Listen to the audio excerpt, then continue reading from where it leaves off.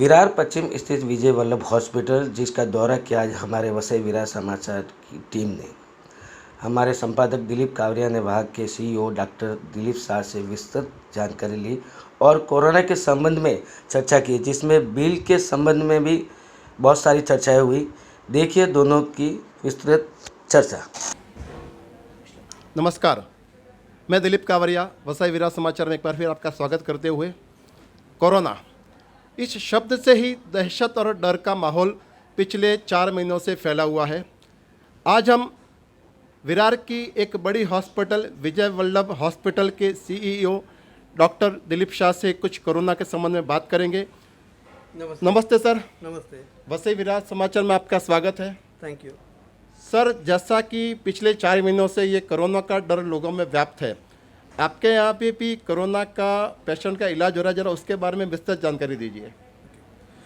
Corona एक virus है, इससे अपने को सबको डरना है, सोशल रिस्पॉन्सिबिलिटी है।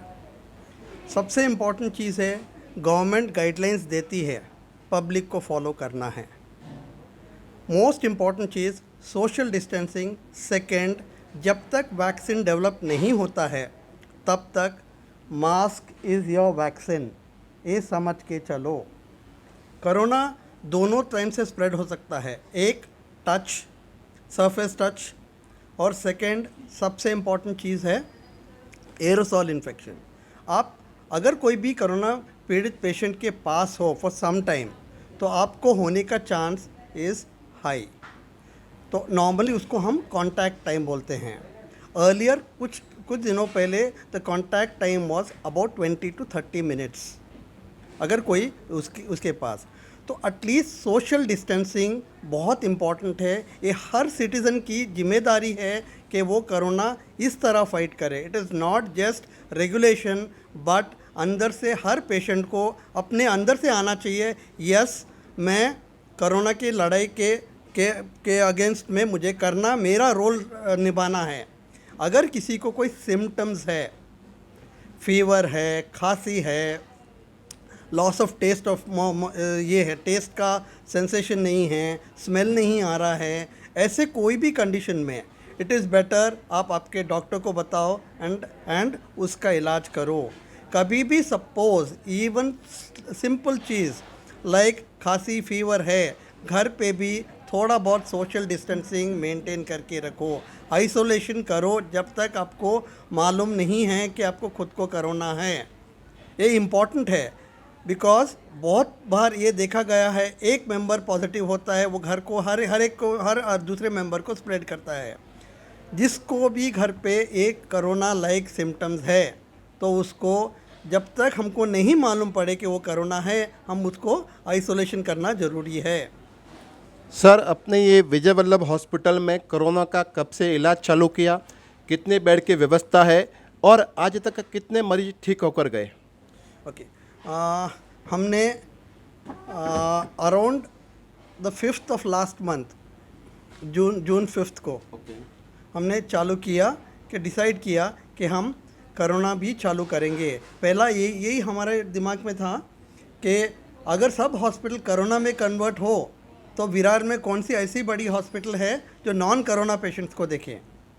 ओके, कोरोना तो है ही problem, but at the same time suppose कोई मरीज़ को हार्ट की तकलीफ़ हो, किसी को सर्जरी की रिक्वायरमेंट हो, तो वो कहाँ जाएगा। फिर मुझे ये लगा कि हम ये हॉस्पिटल को partly corona partly non corona में कन्वर्ट करेंगे। Separate lift, separate ward, separate floor. तो हम लोग क्लियर कट डिफ्रेंशिएशन कर रहे हैं corona and non corona wards में भी। इवन स्टाफ, हमारा स्टाफ जो कोरोना के लिए है वो कम्प्लीटली आरएमओज अलग है, नर्सिंग स्टाफ अलग है, पीसीज अलग है, हाउसकीपिंग अलग है, एंड इवन फिजिशियंस या कंसल्टेंट्स भी एकदम अलग है। ओके सर, सबसे बड़ी शिकायत लोगों की ये आ रही है कि लाखों रुपए के बिल बन रहे हैं और कोरोना पॉजिटिव को बेड भी नहीं मिल रहे हैं। जिस तरह कोरोना इंडिया में स्प्रेड हो रहा है, ओके, हमको इसके बारे में थोड़ा बहुत सावधान रहना चाहिए। पब्लिक भी रिस्पॉन्सिबल होना चाहिए। इररिस्पॉन्सिबिलिटी, मैं जस्ट ट्रैवल करता हूँ, देखता हूँ कितने लोग ऐसे हैं कि बिना मास्क घूम रहे हैं। वेरी क्लोज कांटेक्ट में हैं, बाइक में 3-3 लोग जाते हैं। ओके, ये चीज़ हर सिटीज़न को अंदर से आना चाहिए। अगर मुझे कोरोना से लड़ाई करना है, ओके, तो मुझे नॉर्म्स जो गवर्नमेंट लेड नॉर्म्स है उसको मुझे follow personally at all the best cost पे करना ही है। सर मेरा मुद्दा है बिल के संदर्भ में। जो पेशेंट शिकायत करते हैं कि लाखों रुपए के बिल आ रहे हैं, तो उसके बारे में थोड़ी चर्चा कीजिए कि यहाँ पर अपना क्या चार्जेज है। Okay, see on an average हमारे यहाँ पेशेंट्स जो है नॉर्मल पेशेंट्स है। फर्स्ट एंड फॉरमोस्ट मैं बिल के बारे में बताने से पहले मैं एक चीज़ बताता हूँ कि हर चीज़ कोरोना के लिए कॉस्ट काफ़ी हाई होता है, जो जनरल पब्लिक को भी जानना चाहिए। सी जनरली क्या होता है, आज कोरोना टाइम्स में हमको इवन सपोज एक ऑक्सीजन लाइन डालना है तो अवेलेबल मैन पावर नहीं मिलेगा फ्रीली, एवरीथिंग कम्स अंडर एक प्रीमियम। ओके, डॉक्टर्स जो आते हैं हमारे यहाँ काम करने के लिए they charge A premium, normally 2.5 to 3 times ज़्यादा लेते हैं। ओके, कंसल्टेंट्स हो कोई भी हो, तो चार्जेस कोरोना में हर एक को अपना रिस्क है, इसलिए वो खुद चार्ज हाई करते हैं। इन स्पाइट ऑफ दैट हमारे हॉस्पिटल ने डिसाइड किया है on an average 8 to 10,000 rupees per day normal patients को के लिए है। बॉम्बे में yes lot of hospitals 20-25,000 rupees per day charge कर रहे हैं, which is definitely on the higher side. Okay, but at the same time हर पब्लिक को भी अंडरस्टैंड करना चाहिए जो कोरोना ट्रीटमेंट करने के लिए it is not that simple के कोई भी एक ओके सिंपल चीज़। मुझे काफ़ी लोग पूछते हैं सर पीपीई के बारे में। Yes sir. Okay, see generally है ना, उनको लगता है कि एक डॉक्टर है तो एक पीपीई यूज़ किया है।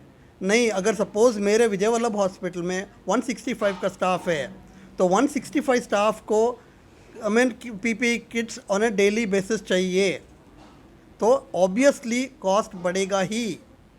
ओके, इवन सपोज मेरे पास 45 बेड्स कोरोना के है तो 45 बेड्स में भी 3 टाइम्स गिनेंगे, ओके, तो भी it is at least almost about 4 to 5 times का पीपी उतना लगता है। 1 पेशेंट को 4 से 5 पीपी ऑन एन एवरेज लगता है, तो that is the basic cost. तो कोई भी आपको हॉस्पिटल में चार्ज करते हैं 4 to 5 किट्स के लिए, that is a normal standard, कोई एक्स्ट्रा नहीं ले रहा है। सर आज तक आपके हॉस्पिटल में कितने कोरोना पॉजिटिव पेशेंट आए, कितने रिकवर होके गए और कितनों की डेथ हुई? अबाउट 100 पेशेंट्स हमारे यहाँ कोरोना के एडमिशन्स हुए इन द लास्ट 1 month और वी हैड 2 डेथ्स। ओके, एक पेशेंट हम लोग ने एक प्रेग्नेंट लेडी जो दूसरे नर्सिंग होम में उसके सिजेरियन सेक्शन के पहले उन्होंने कोरोना चेक किया था और कोरोना पॉजिटिव था, तो पेशेंट को हमारे यहाँ ट्रांसफ़र किया। ऑन ह्यूमैनिटेरियन ग्राउंड्स में हम लोग ने वो लेडी का caesarean section corona positive patient में किया और उसके आउटकम्स वे वेरी गुड। वर्टिकल ट्रांसमिशन जैसे मदर से बच्चों को होता है वो जनरली इसमें नहीं है। Very good sir. एक बात और थी सर कि जैसे कि अपने ये कोरोना के बेड्स बनाए तो नेचुरली दूसरे पेशेंट फिर इसके ऊपर प्रभाव पड़ता होगा, ओपीडी पे प्रभाव पड़ता होगा सर? यस, डेफिनेटली होता है, but at the same time public को अंडरस्टैंड करना चाहिए कि कोरोना में हम लोग ने क्लियरली सेग्रीगेट किया है corona and non corona zones. Non corona zone में हमारे स्टाफ अलग है, कम्प्लीटली डिफरेंट स्टाफ है, कम्प्लीटली डिफरेंट फिजिशियन हैं, तो उनको कोई डरने की ज़रूरत नहीं है। सबसे इम्पॉर्टेंट चीज़ है, पब्लिक जनरली हॉस्पिटल से ज़्यादा डरती है। नहीं, हॉस्पिटल्स में most of them are well protected. सबसे ज़्यादा इन्फेक्शन आपको भाजी मार्केट में मिलेगा, मॉल्स में मिलेगा, दूसरी जगह इन्फेक्शन लेंगे। हॉस्पिटल्स में सैनिटाइज ऑल अपने अपने प्रोटेक्शन प्लस सैनिटाइजेशन प्रोसीजर बहुत अच्छी तरह से प्लान करते हैं और करते हैं। इसलिए आज आप देखते हो हॉस्पिटल्स में इन्फेक्शन होने का chances are far less than general places. तो जनरल प्लेसेस में आपको ज़्यादा सावधान रहना चाहिए। सर एक जानकारी और चाहता हूँ कि कोरोना रिपोर्ट होती है उसमें 3-4 दिन क्यों लग जाते हैं? एक तो government has allowed a few centres only, तो वर्कलोड उनका बढ़ता है, मशीन का कुछ कैपेसिटी होता है। Okay, normally 24 hours to 48 hours में आ जाना चाहिए, बट कभी कभी वर्कलोड इतना ज़्यादा होने के कारण शायद वो एक रीज़न हो सकता है जिसमें डिले हो रहा है। धन्यवाद डॉक्टर साहब। तो देखा आपने किस तरह डॉक्टर दिलीप शाह ने कोरोना के बारे में कितनी सावधानी बरतनी होगी, और जो लोगों को शंका थी कि पीपीई किट और बिल के संदर्भ में उन्होंने पूरी जानकारी दी ताकि लोगों को संतुष्टि हो सके और ज़्यादा से ज़्यादा लोगों को सावधान रहना चाहिए, यही डॉक्टर दिलीप शाह का कहना है। धन्यवाद।